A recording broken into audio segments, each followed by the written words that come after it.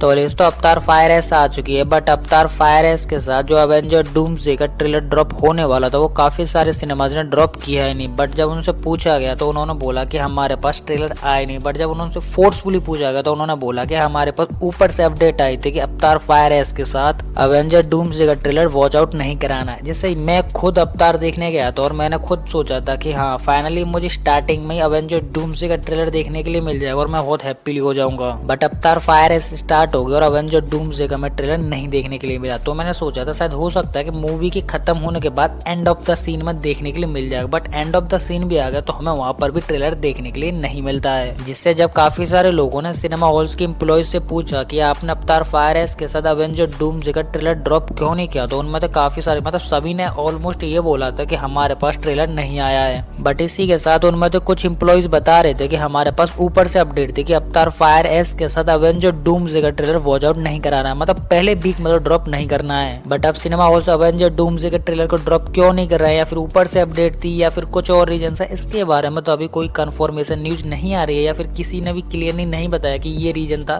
But इस चीज को यहीं छोड़ते हैं। बट फिर भी एवेंजर डूम्सडे का थर्ड ट्रेलर ड्रॉप हो गया, मतलब लीक हो गया। और ये लीक हुआ है स्वीडन सिनेमा रेटिंग के तरफ से, जिससे वहां पर ये बताया जा रहा था कि ऑलमोस्ट वहां पर ट्रेलर ड्रॉप आउट हुआ था और इजीली वॉचेबल भी था। जिससे आप यहाँ सोच रहे होंगे कि मैं यहाँ पर एवेंजर डूम्सडे के थर्ड ट्रेलर की क्यों बात कर रहा हूँ। ट्रेलर तो एक आता है जो कि ऑलमोस्ट प्लेइंग होता है। शायद आपको याद नहीं है कि एवेंजर डूम्सडे की तरफ से 4 अलग डिफरेंट ट्रेलर ड्रॉप होने वाले थे, जिसमें से 2 ट्रेलर पहले ही आ चुके थे। जो कि पहला स्टीव रॉजर के ऊपर था, जो कि स्टीव रॉजर की एंट्री को लेकर और उसकी स्टोरी को लेकर ये बताया जा रहा था। और दूसरा ट्रेलर आया था थॉर के ऊपर, जहाँ पर थॉर ओडिन को अपनी लाइफ को एक्सपेंड करने के लिए बोल रहा था, मतलब प्रे कर रहा था कि मेरी लाइफ को और लंबा किया जा सके। और ये वाली बात मैं आपको अपनी पिछली वीडियो में बता चुका था कि थॉर ओडिन से फाइनल बैटल मतलब डूम्सडे बैटल होने से पहले प्रे कर रहा था, क्योंकि थॉर को डूम से फाइट करने में थोड़ा सा डर लग रहा है। क्योंकि डूम के पास कुछ ऐसे वेपन्स हैं जिन्हें देखकर थॉर डर रहा है। और वो इसलिए क्योंकि थॉर मतलब डूम जो है वो काफी सारे वेरिएंट वाले थॉर्स को टपका के आ रहा है और विक्ट्री के तौर पर उनके वेपन्स को अपने साथ कैरी कर रहा है। जिससे डूम के पास किसी और वेरिएंट थॉर का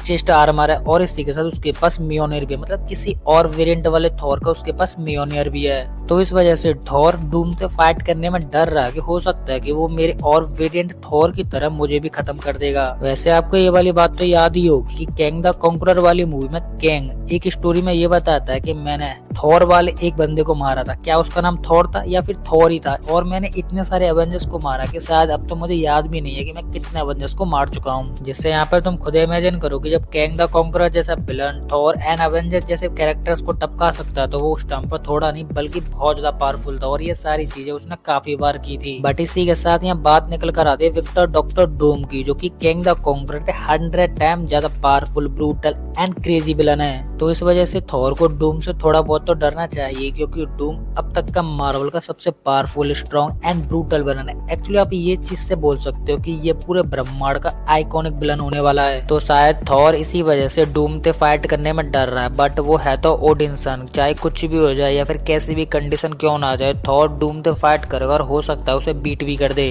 तो अब बात कर लेते हैं थर्ड ट्रेलर जो कि डॉक्टर डूम का होने वाला है, इसके रन टाइम के बारे में। तो इसका रन टाइम निकल कर आ रहा है 1 मिनट 9 सेकंड्स का, जो कि स्टीव रॉजर एंड थॉर के ट्रेलर से थोड़ा सा कम है। जहाँ पर थॉर का ट्रेलर था 1 मिनट 32 सेकंड्स का और वहीं स्टीव रॉजर का ट्रेलर था 1 मिनट 25 सेकंड्स का। जिससे थर्ड ट्रेलर जो कि पूरी तरह से डूम के ऊपर वॉचेबल होने वाला है या फिर कनेक्टेड होने वाला है, वो पुराने ट्रेलर से 20 सेकंड्स कम है। बट मेरे हिसाब से ठीक है, क्योंकि ट्रेलर डूम का मतलब डूम वाला ट्रेलर जितना लंबा रहेगा तो फैंस इजीबल उसके कैरेक्टर या फिर उसकी पावर्स को रीड कर लेंगे और उसके बारे में प्रेडिक्ट कर लेंगे। और इसी के साथ इस ट्रेलर में जितने भी सीन्स दिखाए गए हैं वो पूरी तरह से ब्रांड न्यू है, मतलब वो कहीं पे भी पूरी तरह ड्रॉप नहीं है। मतलब पहले ही अपडेट आ रही थी ना कि हाँ एवेंजर डूम्सडे तो कुछ सीन्स दिखाए जाएंगे ट्रेलर में जो कि पूरी तरह से कनेक्टेड रहेंगे, जिससे यहाँ पर वो वाली थ्योरी पूरी तरह से गलत हो जाती है। जिससे इस ट्रेलर में जितने भी सीन्स दिखाए गए हैं वो पूरी तरह से एवेंजर डूम्सडे के ब्रांड न्यू ट्रेलर सीन्स हैं। तो इसी के साथ आप यहाँ पर इससे ये मत सोच लेना कि एवेंजर्स एंड गेम का जो स्टीव रॉजर का टाइम ट्रेवल वाला सीन था वो एवेंजर डूम्सडे से कनेक्टेड नहीं है, वो कनेक्टेड है। है, हाँ वो हमें पूरी तरह से एवेंजर डूम्सडे में भी देखने के लिए मिलेगा, क्योंकि स्टीव रॉजर के एंड गेम के टाइम ट्रेवल वाले इवेंट से ही तो सारी चीजें कनेक्ट हो रही हैं। तो और वही सीन हमें देखने के लिए नहीं मिलेगा तो हमारी समझ में कुछ भी नहीं आएगा कि डूम किस लिए आ रहा है और क्या कर रहा है और किस वजह से वो यूनिवर्स एंड मल्टीवर्स को डिस्ट्रॉय कर रहा है। तो अब बात करते हैं सबसे इंपॉर्टेंट चीज के ऊपर। तो ट्रेलर में सबसे ज्यादा स्कैरी सीन्स होने वाले हैं, जिससे रन टाइम तो हमें पता चल गया है 1 मिनट 9 सेकेंड्स का। तो मेरे हिसाब से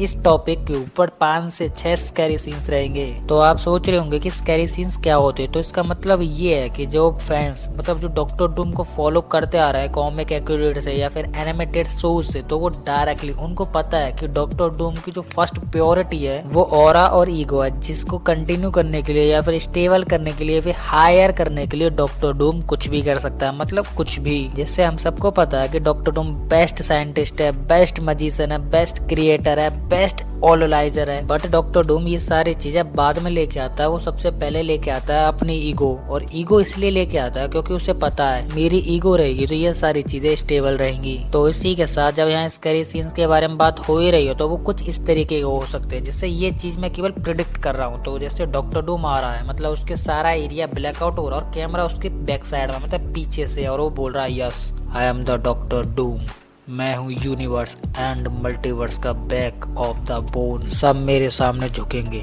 और नहीं झुकेंगे तो उनको मैं झुकाऊंगा। या फिर हो सकता है कि डॉक्टर डूम की किसी कैरेक्टर से बिग फाइट दिखा दी जाए, जिसके ऊपर काफी सारी थ्योरी या फिर फैक्ट्स निकल के आ ही रहे हैं, जो कि डॉक्टर डूम की एवेंजर डूम्सडे में काफी सारी फाइट्स होने वाली है, जिसमें थॉर है, लॉकी है, स्टीव रॉजर है, जिससे ये वो कैरेक्टर्स है जिनके बारे में बताया जा रहा है कि डूम इनसे स्टार्टिंग में फाइट करेगा। चलो फाइट वाली बात और झुकाने वाली बात तो अलग हो गई, बट मेरे हिसाब से हो सकता है कि डॉक्टर डूम किसी पावरफुल कैरेक्टर को बुलिंग कर दे, मतलब बुलिंग करते उसे टॉर्चर कर दे। जिससे तुम्हें थेनोस का वो वाला मूवमेंट तो याद हो गई जहाँ पर हल्क एंड थेनोस की फाइट हो रही होती है, जहाँ पर थेनोस हल्क को कुत्तों की तरह धोता है, जिससे हल्क मेंटली एंड फिजिकली दोनों तरफ से टॉर्चर होता है। तो हो सकता है कि डॉक्टर डूम इस चीज को ट्राई कर सकता है एज ए बुलिंग के तौर पर। बट फिर मैंने बाद में सोचा कि ये मूवी नहीं है बल्कि ट्रेलर है, तो ये चीज तो यहाँ पर नहीं ट्राई होती हुई नजर आएगी, क्योंकि जो प्रॉपरली बुलिंग या फिर किलिंग फाइटिंग सीन्स जो होते हैं वो हम मूवी के अंदर ही अच्छे लगते हैं, ना कि ट्रेलर या फिर टीजर के अंदर। और इस चीज को मार्वल डालेगा भी नहीं। तो इसके बाद अब बात कर लेते हैं सबसे important and most iconic topic के ऊपर, जो कि निकल कर आ रहा है सीक्रेट वॉर की तरफ से। जिससे सीक्रेट वॉर में थॉर इकलौता ऐसा कैरेक्टर रहेगा जिसको एंड गेम के सारे बैटल्स या फिर इवेंट पूरी तरह से याद रहेंगे। जिससे आप इसका मतलब निकालने बैठोगे तो आपको सुबह से शाम हो जाएगा और फिर भी आपको सही से कुछ भी समझ में नहीं आने वाला। बट मैं आपको बताता हूँ, और वो भी शॉर्ट टाइम में। तो देखो, डूम जब यूनिवर्स एंड मल्टीवर्स में फाइट करके या कॉन्करर करके पूरी तरह से खत्म कर देगा और एंड में जब बैटल वर्ल्ड क्रिएट कर लेगा, तो वहां पर जितने भी सुपर हीरो जाएंगे या फिर जितने भी सुपर हीरो बचेंगे, या फिर वो अर्थ 616 के हों, अर्थ 828 के हों, या फिर किसी भी और यूनिवर्स के हों, जिससे उनकी जो पास्ट मेमोरीज थी उनको डॉक्टर डूम खत्म कर देगा या फिर ऑटोमेटिकली खत्म हो जाएंगी। और ये चीज मुझे थोड़ी लॉजिकफुल भी लगती है, क्योंकि जब डॉक्टर डूम ने यूनिवर्स एंड मल्टीवर्स खत्म कर दिया और उसने ही बैटल वर्ल्ड क्रिएट कराया, तो ऑटोमेटिकली बैटल वर्ल्ड का जो गॉड है या फिर कॉन्करर है या फिर किंग है, कुछ भी बोल सकते हो, वो डॉक्टर डूम है। जिससे डूम यही चाहेगा कि बैटल वर्ल्ड में ऑटोमेटिकली सब लोग भूल जाएं जो भी उनके पास्ट की लाइफ या फिर जो भी चीज वो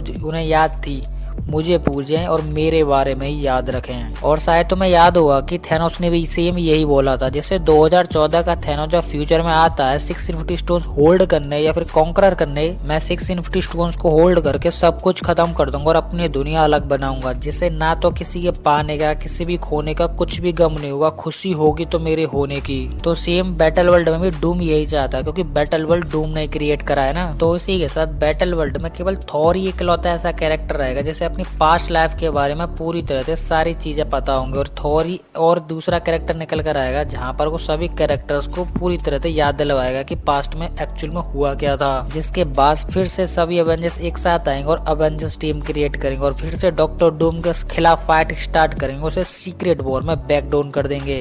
और इसी के साथ ये थॉर के अलावा एक लॉकी कैरेक्टर भी रहेगा जिसे अपनी पास्ट लाइफ इजीली याद रहेगी, बट डॉक्टर डूम उसे कहीं सीक्रेटली कैद कर देगा, जिससे लॉकी वहां से बाहर ही ही नहीं निकल पाएगा। तो इसी के साथ थॉर बैटल वर्ल्ड वाले एवेंजर्स के साथ मिलके पहले लॉकी को बाहर निकालेगा और अपनी टीम को स्ट्रॉन्ग करेगा, क्योंकि लॉकी ही इकलौता ऐसा कैरेक्टर है जो कि डॉक्टर डूम को बीट आउट कर सकता है। तो वो कैसे कर सकता है, तो इसके बारे में तो अभी मेरे पास कोई भी अपडेट नहीं है और ना ही थ्योरी है, और फिर भी आपको कुछ पता हो तो वो आप मुझे कमेंट में बता सकते हो। तो यही थी इंटरेस्टिंग एंड थर्ड ट्रेलर की इंपॉर्टेंट अपडेट्स, जिनको मैंने आपको काफी अच्छी तरीके से एक्सप्लेन करा है। और फिर भी मैं यहाँ पर किसी भी अपडेट को मिस कर देता हूँ तो वो आप मुझे कमेंट में बता सकते हो, जिसे मैं अपनी नेक्स्ट वीडियो में कवर कर लूंगा।